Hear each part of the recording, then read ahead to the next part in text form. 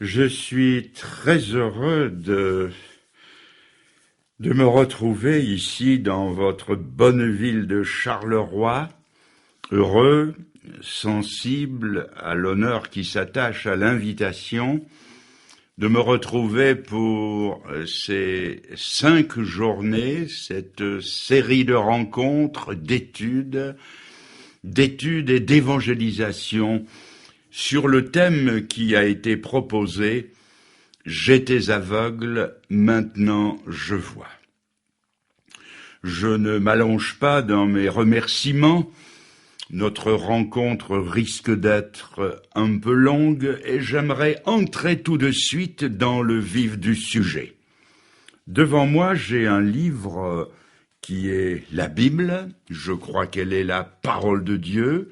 Je n'ai pas le temps de dire pourquoi je crois maintenant qu'elle est parole de Dieu, livre inspiré d'en haut, mais j'y crois et je voudrais vous extraire quelques textes. Nous allons parler des aveugles du Nouveau Testament. Et j'en sélectionne 3. Le premier, je le trouve dans l'Évangile de Marc au chapitre 8 et au verset 22, où je lis ces paroles, chapitre 8, verset 22. « Ils se rendirent à Bethsaïda, et on amena à Jésus un aveugle qu'on le pria de toucher. » L'aveugle de Bethsaïda.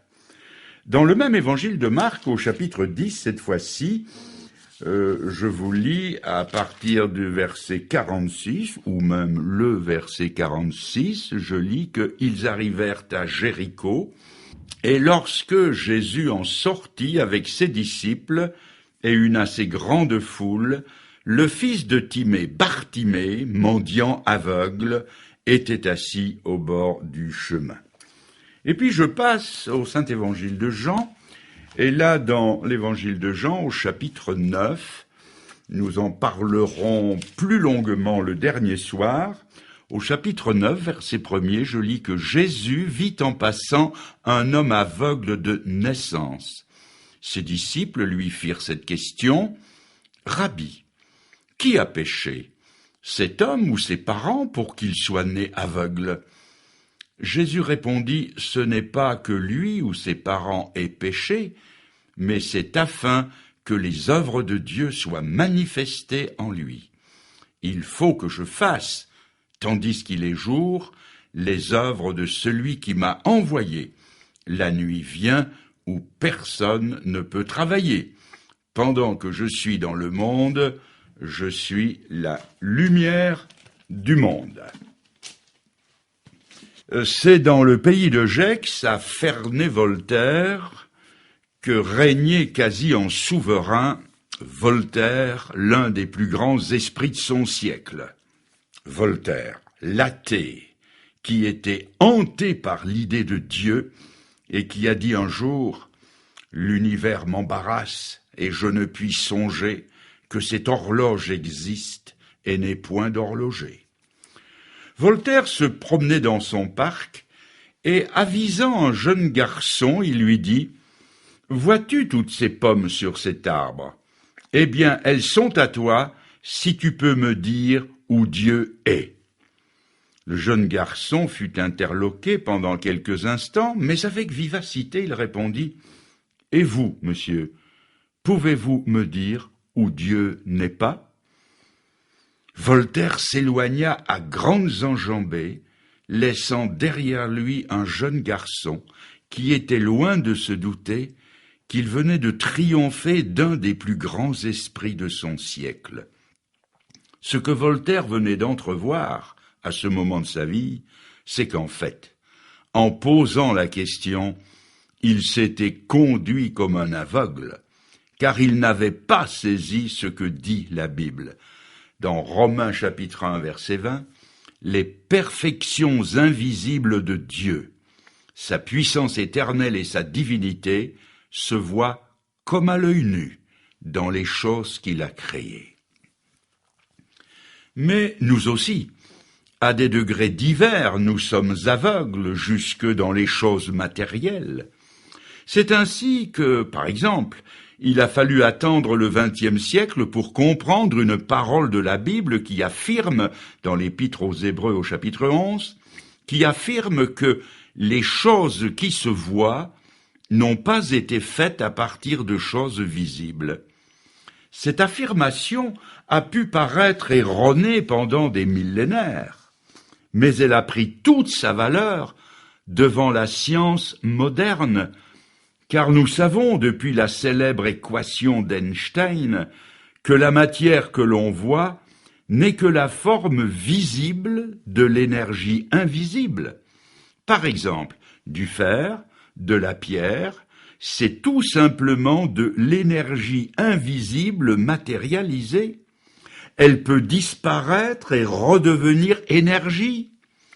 Et puis, la substance que nous voyons est composée de molécules que nous ne voyons pas, qui elles-mêmes sont composées de particules de plus en plus petites, qui ne se laissent voir par aucun appareil aussi perfectionné soit-il.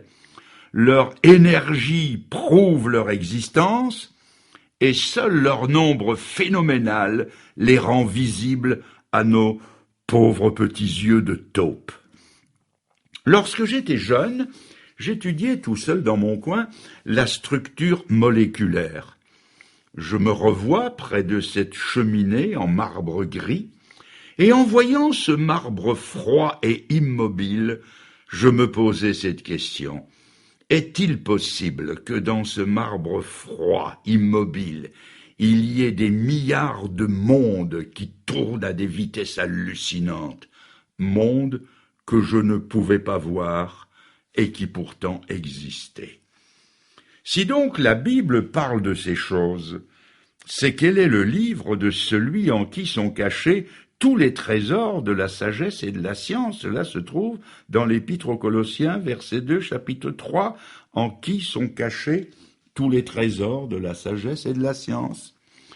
Et ces limitations physiques vont nous permettre de comprendre ces aveugles dont nous allons parler 5 soirs. La première question qui se pose est: qu'est-ce qu'un aveugle?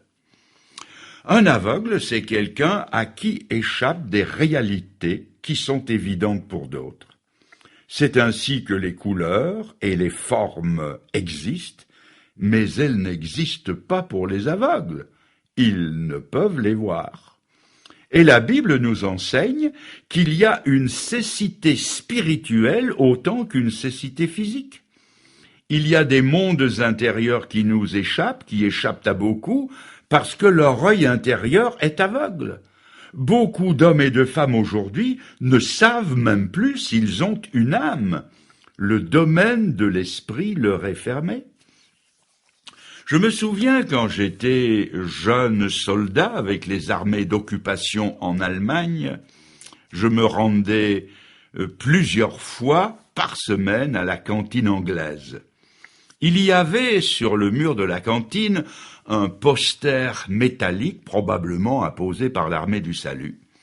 Et cette affiche, je l'ai regardée des dizaines et des dizaines de fois et je ne l'ai jamais comprise. Elle représentait un homme enchaîné, à genoux dans une cellule sombre, qui levait la tête et les bras vers le haut, où se trouvait une fenêtre d'où descendait un flot de lumière. Et dans le faisceau de lumière qui venait vers lui, il était simplement écrit ces mots que je pouvais comprendre.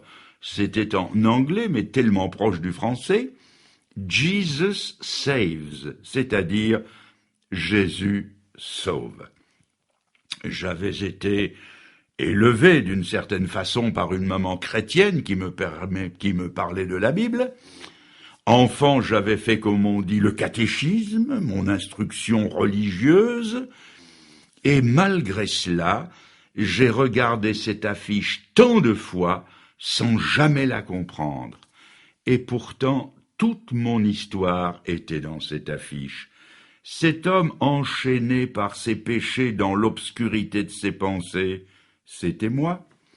Cet homme qui avait besoin de délivrance qui venait d'en haut, c'était moi. Ce nom qui pouvait me sauver, c'était pour moi le nom de Jésus. C'était très parlant, mais je n'y comprenais rien. C'était la bouteille à encre. J'étais aveugle. La Bible aussi ne me disait rien. J'avais bien essayé de l'ouvrir, essayé de la lire, de la comprendre, mais mes yeux étaient comme fermés. En fait, j'étais aveugle. Et la Bible nous dit que des millions d'hommes sont aveugles, même avec leurs titres universitaires.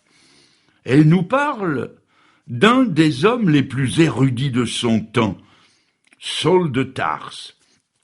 Quand Saul de Tarse, avec tout son savoir, a rencontré Jésus-Christ sur la route de Damas, il est tombé par terre, il a été aveugle pendant 3 jours, et des écailles sont tombées de ses yeux. Malgré son vaste savoir, il était aveugle. Voilà donc la première question posée. Qu'est-ce qu'un aveugle? C'est quelqu'un à qui échappent des réalités qui sont pourtant évidentes pour d'autres. La Bible nous parle donc d'au moins 3 aveugles qui ont été guéris par Jésus. Dans Marc 8, 22, l'aveugle de Bethsaïda, une petite ville de Palestine. Dans Marc 10, l'aveugle de Jéricho. Et dans Jean 9, l'aveugle de Jérusalem. Deuxièmement, avec les disciples du Seigneur, nous allons maintenant poser une deuxième question extrêmement délicate. Ils ont dit en parlant de celui de Jérusalem, « Seigneur, pourquoi cet homme est-il aveugle ?» Ils sont allés plus loin. Ils ont osé dire, « Rabbi, est-ce à cause de ses péchés ou à cause du péché de ses parents ?» Si la question m'avait été posée à moi, j'avoue que j'aurais été bien embarrassé pour répondre.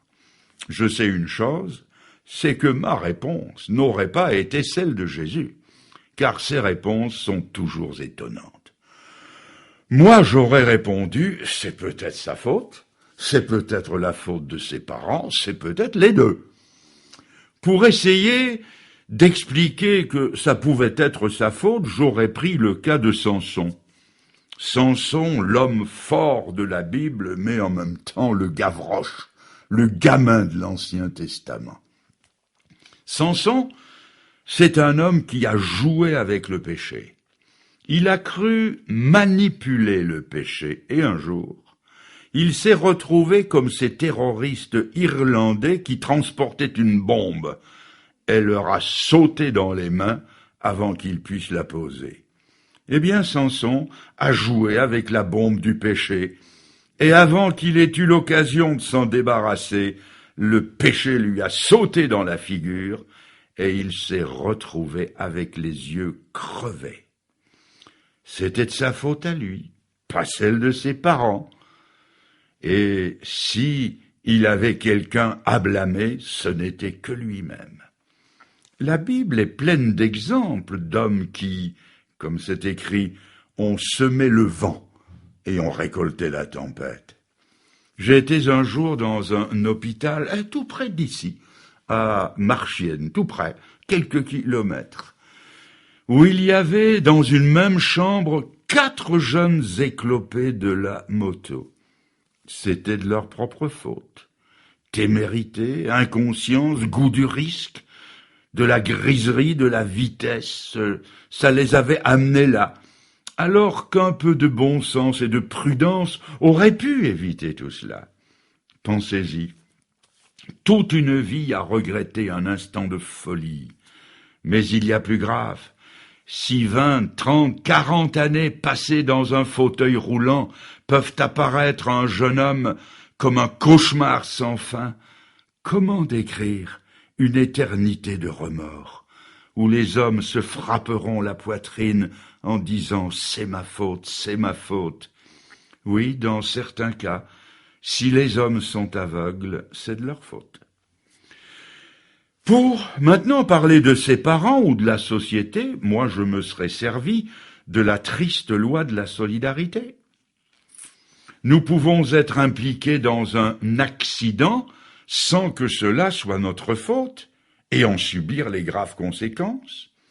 Nous sommes tous solidaires des méfaits de la guerre, même si nous la réprouvons.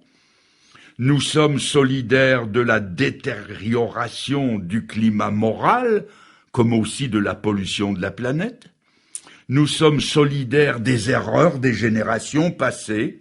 C'est la Bible qui le dit. Les parents ont mangé des raisins verts et les dents des enfants en ont été agacées. Souvent, avant la naissance de son enfant, la femme refuse de se conduire comme une future mère. Et l'enfant qu'elle porte subit dans son organisme les effets d'une vie trépidante menée tambour battant à coups d'excitant d'un côté et de tranquillisant de l'autre. Un coup d'accélérateur, un coup de frein, un coup d'accélérateur, un coup de frein. Qu'arriverait-il si vous traitiez votre voiture de cette façon-là? On sait aussi que l'alcoolique expose sa descendance à de graves dangers et que ça peut sauter 1 ou 2 générations. En génétique, on sait aujourd'hui qu'un homme, par son genre de vie, peut programmer toute sa descendance. Ça, l'homme n'y pense jamais quand il commet le péché. Affreusement égoïste, il ne pense qu'à lui-même, qu'à son intérêt, son plaisir, son avantage, mais il hypothèque la vie de ceux dont plus tard il aimerait être fier. Et oui, la solidarité dans le péché, c'est une affaire redoutable. Voilà comment moi j'aurais répondu à la difficile question. Seigneur, est-ce que c'est lui ou ses parents? Maintenant, je vais vous donner la réponse de Jésus-Christ. Et croyez-moi, elle est tout autre. C'est la meilleure. Le Seigneur n'acquiesce pas à la demande de diagnostic des disciples qui, en tant que tels, ne leur apportera rien.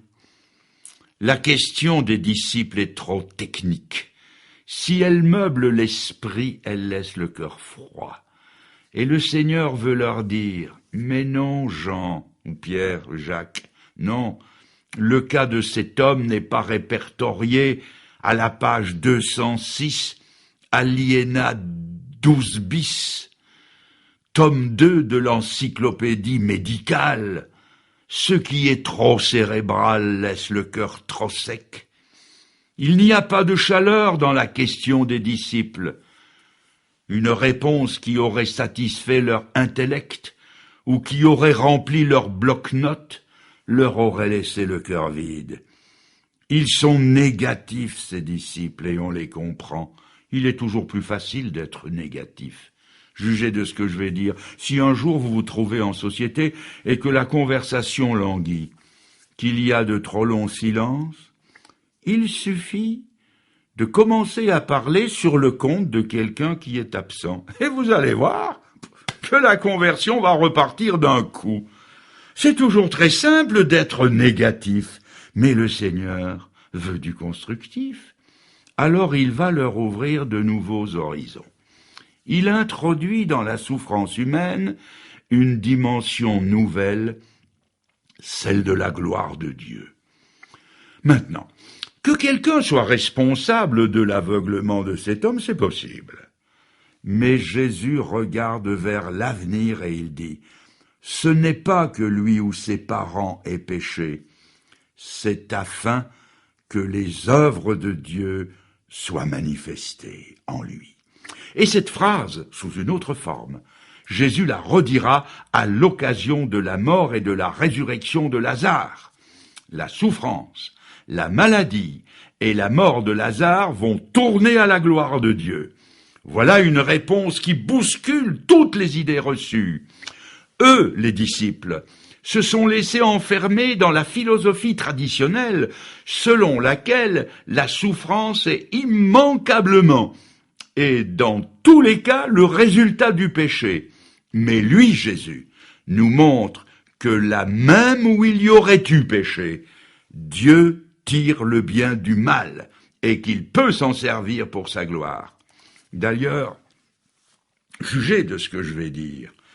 Eux, les disciples, avec leur bonne santé, ont-ils souvent glorifié le Seigneur? Est-ce que notre société d'abondance est à la gloire de Dieu? La prospérité de notre monde occidental est-elle un hommage au Créateur? La beauté plastique de Miss Monde ou la voix incomparable de la Callas ou de Pavarotti magnifie-t-elle le Dieu des cieux? Dans la plupart des cas, poser la question, c'est donner la réponse. Lazare aurait-il glorifié Dieu s'il n'était pas passé par la souffrance et la mort? Et cet aveugle de Jérusalem serait-il revenu aux pieds du Seigneur pour lui donner gloire s'il n'avait pas été aveugle? Quelle nouveauté d'apprendre que ce travers de la nature qui vous fait souffrir, cette santé chancelante, souffreteuse, cette solitude pesante, ce souvenir qui vous fait mal, ce chagrin lancinant, ce célibat mal accepté, cet échec professionnel, s'ils étaient livrés entre les mains de Jésus-Christ, il pourrait les remodeler et les refaire à sa gloire. Le passé orageux d'un buveur ou le passé honteux d'un libertin servent à la gloire de Dieu quand ils se repentent de leurs péchés et qu'ils crient à lui pour en être délivrés et qu'ils se laissent trouver par le Seigneur pour être sauvés. Savez-vous que la mort elle-même peut servir à la gloire de Dieu? Reprenez l'histoire de Samson dont j'ai parlé plus haut. Toute une vie de médiocrité a été supplantée par une mort victorieuse, car ce n'est que dans sa mort que Samson a glorifié Dieu. Troisièmement, allons un peu plus loin. Nous allons poser une troisième question. Pourquoi tant d'hommes sont-ils spirituellement aveugles? Il y a plusieurs éléments de réponse. La Bible, parce qu'elle est parole de Dieu, donne les réponses aux questions qu'elle pose. Dans la deuxième épître aux Corinthiens, au chapitre 4 et verset 3, il est écrit « Si notre évangile est encore voilé, il est voilé pour ceux qui périssent, pour les incrédules dont le Dieu de ce siècle, c'est-à-dire Satan, a aveuglé l'intelligence pour qu'ils ne voient pas briller la splendeur de la gloire de Christ, qui est l'image de Dieu. » Qu'est-ce que ce texte veut dire? Il veut dire qu'il y a dans le monde ce que la Bible appelle un mystère d'iniquité. La Bible nous révèle qu'à l'origine, il y avait un ennemi qui s'est attaqué au premier couple humain en lui faisant miroiter les plus hautes destinées. Vous serez comme des dieux. Alors qu'ils ne connaissaient pas la souffrance, qu'ils ne connaissaient que la joie, la paix, le bonheur, enfin tout ce à quoi nous voulons accéder, il leur a insinué que Dieu n'était pas un Dieu d'amour, qu'il leur cachait quelque chose et il leur a soufflé « Vos yeux s'ouvriront ». Autrement dit, il leur a suggéré « Vous êtes aveugles ». Et il y a des choses que vous ne voyez pas, Dieu vous les cache. Et ils ont cru la parole de l'ennemi, au lieu de croire la parole de Dieu. Nous savons ce qui est arrivé. Ils ont vu certaines choses qu'ils auraient dû ne jamais voir, et leurs yeux ont été fermés sur celles qu'ils auraient dû voir. C'est-à-dire qu'un bandeau a été mis sur leur œil intérieur. Un voile opaque est tombé entre eux et Dieu. Et le résultat est que l'homme est devenu comme un aveugle qui tâtonne et qui ne sait plus où il va. C'est tellement vrai que lorsque l'Éternel Dieu a rendu la première visite à l'homme après son péché, il a dit « Où es-tu » Ce n'est pas parce que Dieu ne le savait pas, mais c'est parce qu'Adam ne le savait plus. Et l'homme ne sait ni d'où il vient, ni ce qu'il est, ni où il va. En dehors de la révélation de la parole de Dieu, l'homme ne sait rien, il ne peut rien saisir, rien comprendre, ni rien expliquer, ni de Dieu, ni de l'avenir, ni des âmes, ni de l'au-delà, parce qu'il a un voile sur son œil intérieur. Et la Bible nous apprend que tous les hommes naissent avec ce voile qui s'interpose entre eux et Dieu. Un jour, je me suis rendu dans le Midi, où je devais tenir une série de conférences. Je vous raconte cela pour vous expliquer ce voile qui s'interpose entre nous et Dieu. Nous étions plusieurs dans 2 voitures. Nous allions ensemble et arrivés au col de la Croix-Haute, au sud de Grenoble, nous sommes arrêtés et nous avons convenu de nous attendre dès la première station d'essence Shell, qui se trouve au bas de la côte, la première station Shell. Elle est si bien située et si visible qu'un aveugle pourrait la voir. Et nous, la première voiture, nous nous y sommes arrêtés, on a fait le plein, et nous étions 3 perdus pour guetter l'arrivée de l'autre voiture dans laquelle il y avait aussi 3 perdus pour veiller à ne pas se manquer.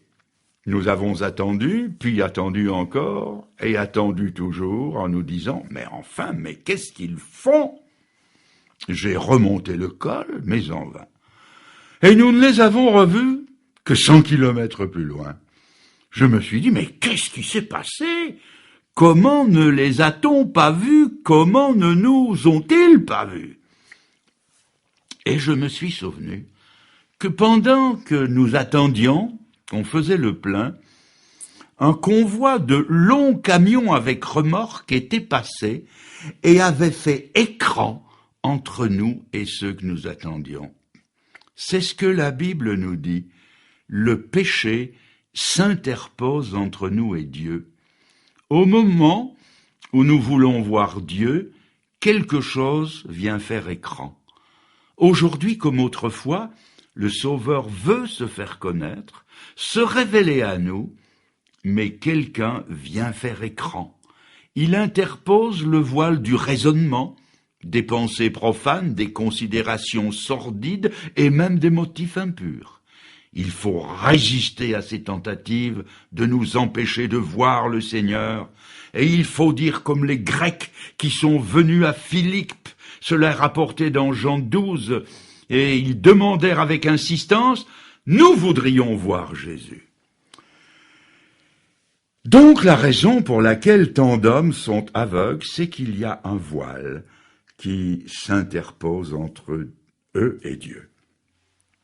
Une autre raison, c'est que, et c'est la 4e, c'est que quand un organe n'est pas employé, il s'atrophie. Si un œil n'est pas employé, il devient aveugle. Et la Bible dit de certains hommes, ils ont des yeux pour ne point voir. Et s'étant obstinés à ne pas voir, ce qui crève les yeux, ils en sont arrivés à avoir comme les yeux crevés. Ils ne voient plus. C'est ce qui est arrivé aux homosexuels de Sodome et de Gomorrhe. Cet affreux péché que l'on tente de déculpabiliser aujourd'hui, comme si c'était un défaut de la nature humaine. La parole de Dieu le met au nombre des pires actions de la dépravation humaine. Non seulement ils ont appelé le mal bien, mais ils sont allés jusqu'à légaliser le mal. Du plus petit au plus grand, ils étaient adonnés à ces affreuses pratiques et ils s'y sont enfoncés jusqu'à vouloir salir le neveu d'Abraham. Aussi le jugement est-il tombé sur eux en 2 étapes. Une première fois, ils ont été frappés d'aveuglement au point qu'il est écrit « Ils se donnèrent une peine inutile pour trouver la porte » où se trouvait justement le neveu d'Abraham. Et la 2e fois, ils ont péri dans un déluge de soufre. Savez-vous qu'il y a aujourd'hui des millions de gens qui ne voient plus? Ils ne voient plus que l'avortement est un crime, que le flirt est une impureté, que le fichu caractère, le mensonge et la mondanité sont des péchés damnables. Ils ne le voient tout simplement plus, car l'œil de leur conscience est devenu aveugle. Et la troisième raison pour laquelle les hommes sont aveugles, c'est que beaucoup veulent le rester volontairement. On a de la peine à s'imaginer que ce soit possible. Et pourtant, Jésus l'a dit. Le cœur de ce peuple est devenu insensible. Ils ont fermé leurs yeux de peur qu'ils ne voient de leurs yeux, qu'ils ne comprennent de leur cœur, qu'ils ne se convertissent et que je ne les guérisse. Oui, il y a des gens qui ont peur d'être guéris, ils ont peur d'être sauvés, ils ont peur d'aller au ciel. Je me souviens de prédications que j'ai faites dans la région parisienne. Un soir, un homme relativement jeune, c'était à Conflans-Sainte-Honorine, un homme relativement jeune est venu assister à la conférence. À la sortie, il a exprimé sa joie d'être venu, d'avoir entendu ces choses, et il a promis qu'il reviendrait le lendemain. Mais le lendemain, il n'est pas revenu. Et comme il ne revenait pas le lendemain, on est allé lui demander pourquoi il n'était pas revenu. Et il a dit, incroyable, il a dit, « Non, je n'y retourne plus, parce que je sais très bien que si j'y retourne encore une fois, je vais me convertir. » Il était sûr que s'il revenait, il allait être sauvé. Et il ne voulait pas être sauvé. Maintenant, la preuve par excellence que les hommes sont aveugles se découvre en face de Jésus-Christ.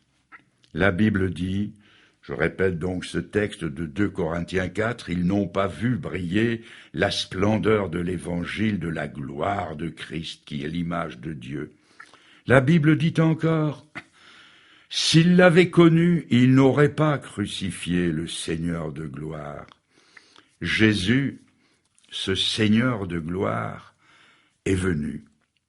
Les hommes les plus lucides l'ont classé dans la lignée des philosophes et des grands hommes, mais sa divinité leur était voilée. Sa mission leur est restée incomprise. Et pourtant, quand on lit les évangiles, on voit que les œuvres qu'il a faites ont fait éclater son caractère de fils unique de Dieu.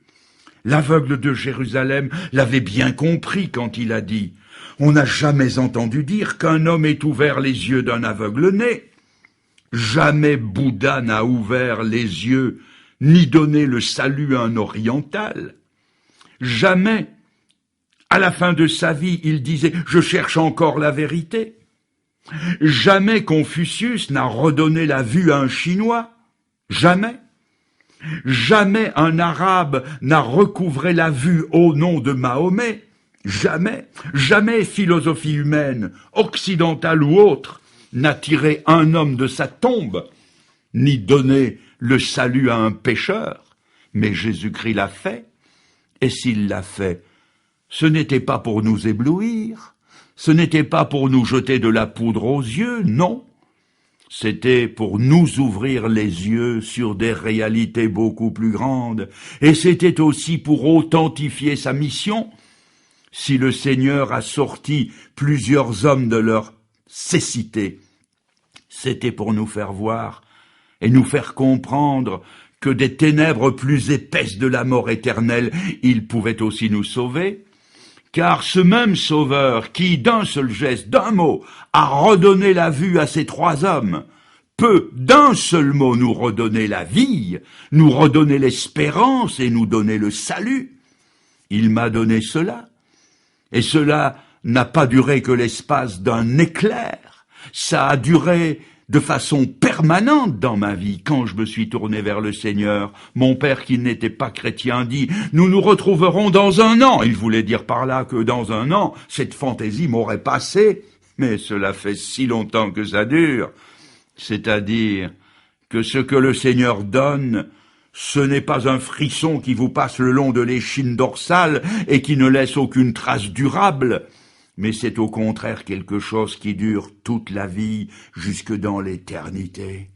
Il a sauvé des brigands, et ils ont été sauvés. Il a sauvé des prostituées, et sauvées elles l'ont été. Il a même sauvé des honnêtes gens. Et Dieu sait que s'il y a des gens difficiles à sauver, ce sont les honnêtes gens, parce qu'ils ont de la peine à reconnaître qu'ils sont pécheurs et qu'ils ont besoin de salut. Aujourd'hui encore, le message de l'Évangile produit les mêmes effets qu'autrefois. À ceux qui avouent leur aveuglement, qui avouent qu'ils sont pécheurs et qui demandent le salut du ciel, l'Évangile reste la puissance de Dieu pour le salut de tous ceux qui croient.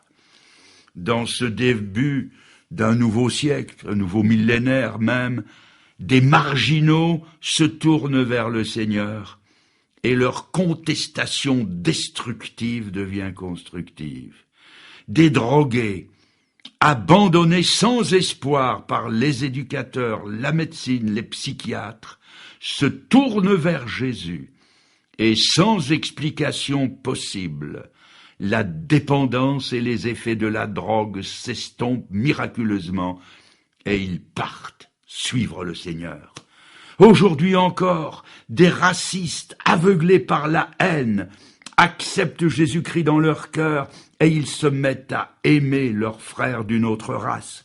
Aujourd'hui, des chercheurs de vérité se tournent vers le Seigneur et ils reçoivent des certitudes qu'aucune philosophie au monde n'a pu leur apporter. Tout cela a été rendu possible non seulement par la puissance du Seigneur, mais encore et surtout par le sacrifice de sa vie. Savez-vous que pour nous rendre la vue, nous rendre la vie, il a fallu que Jésus-Christ meure sur une croix? Savez-vous que la mort de Jésus-Christ sur la croix n'est pas un accident de l'histoire, mais qu'elle était au centre des plans de Dieu? Pourquoi? Parce qu'il fallait que nos entraves, nos misères, nos désobéissances, nos péchés, c'est-à-dire tout ce qui, provoquant l'aveuglement, nous empêchait de voir le royaume de Dieu, et à plus forte raison d'y entrer. Il fallait que tout cela soit ôté.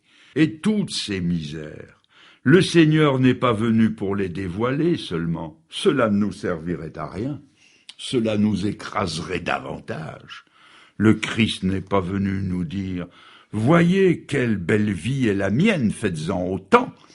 Si c'était là la condition de salut, cela nous conduirait au désespoir.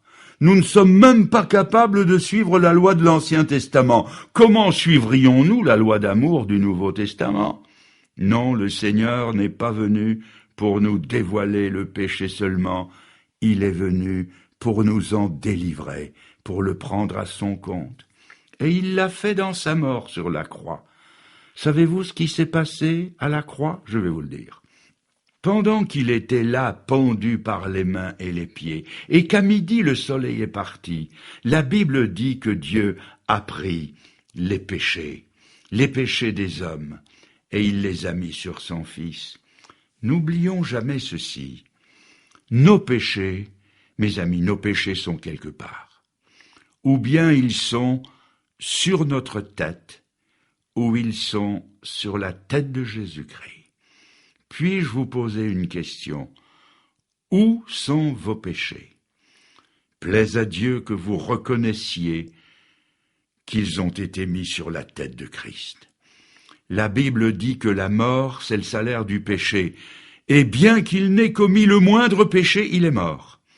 C'est donc qu'il ne mourrait pas pour lui-même, mais pour ceux qu'il remplaçait, pour ceux dont il prenait les péchés à son compte. Dans un acte d'amour volontaire duquel il a dit « Personne ne m'ôte la vie, je la donne de moi-même », il s'est laissé pendre sur la croix des condamnés. Il est entré dans la nuit de midi pour que nous entrions dans la lumière du royaume de Dieu. Là, sur la croix, son cœur s'est arrêté de battre pour que le nôtre batte à un nouveau rythme. Là, sur la croix, ses yeux se sont éteints Son regard s'est figé dans la mort pour que la lumière du ciel de Dieu vienne illuminer notre vie. Il est descendu dans la nuit de la mort, et si le troisième jour il en est sorti vivant, c'est pour que vous puissiez, étant vivant, le recevoir dans votre cœur. Car ce n'est pas un sauveur mort que nous prêchons, c'est un sauveur qui peut avoir de l'influence sur votre vie. Nous croyons en un sauveur mort et vivant, qui est Dieu, pleinement Dieu. Et parce qu'il est vivant et pleinement Dieu, il peut venir vivre dans un cœur et y opérer le même miracle qu'il a opéré chez ces aveugles, afin que vous aussi vous puissiez témoigner à la face du monde, de vos amis, de vos voisins, cette expérience ramenée à une seule phrase. Je sais une chose, j'étais aveugle, maintenant je vois. Le but de Dieu, c'est de vous sauver, et puis de vous envoyer dans le monde auprès des gens que vous côtoyez et de leur dire « J'étais aveugle, maintenant je vois ». Mais, mais avant de dire cette phrase aux autres, il faut la dire à Dieu. Il faut lui dire « Seigneur, je sais une chose, je suis aveugle ». Êtes-vous prêt à dire cette phrase? Quand ce jeune homme du Nouveau Testament, le fils prodigue est révolté, est revenu à la maison, il y est revenu avec des mots qui voulaient dire la même chose et que je paraphrase ici. « Père, j'étais aveugle, j'ai pris le mauvais chemin, et la preuve que j'étais aveugle, c'est que j'ai cru que c'était le bon. Et c'est cet aveuglement qui m'a conduit à mes cochons. Père, j'ai péché contre le ciel et contre toi. Alors, êtes-vous prêts à dire « Je suis aveugle » ? Seigneur, je ne vois pas, je ne sais pas d'où je viens, ni qui je suis, ni où je vais. Seigneur, je tourne en rond, je suis noyé dans mes problèmes. Je ne trouve pas la porte de ton ciel. Seigneur, je suis aveugle, mais je veux voir. Le voulez-vous? Si oui, venez au carrefour de la croix. C'est là que on se rencontre avec Dieu, car il est écrit « Dieu était en Christ réconciliant le monde avec lui-même ». Si tout est obscurité, tâtonnement de notre côté, tout est lumière et certitude du côté de Dieu. C'est là que sa main est tendue vers nous, et cette main qui vous ne lâchera plus, vous pouvez la saisir en cet instant, dans cette minute où nous terminons notre rencontre. Alors nous nous inclinons, nous nous recueillons dans la prière. Seigneur, tu nous as parlé ce soir. Tu as parlé à notre intelligence, à notre cœur, à notre conscience. Tu nous as révélé notre aveuglement, mais tu nous as révélé aussi ta puissance. Tu peux guérir, tu peux sauver, tu donnes des certitudes. Et ma prière personnelle envers tous ces amis qui sont ici devant moi, jeunes ou moins jeunes, c'est qu'aujourd'hui ils entrent dans la délivrance, qu'ils recouvrent la vue, et que pour la première fois, ils découvrent qui ils sont et qui tu es, et comment tu peux les sauver. Seigneur, fais descendre ton ciel de lumière dans leur cœur.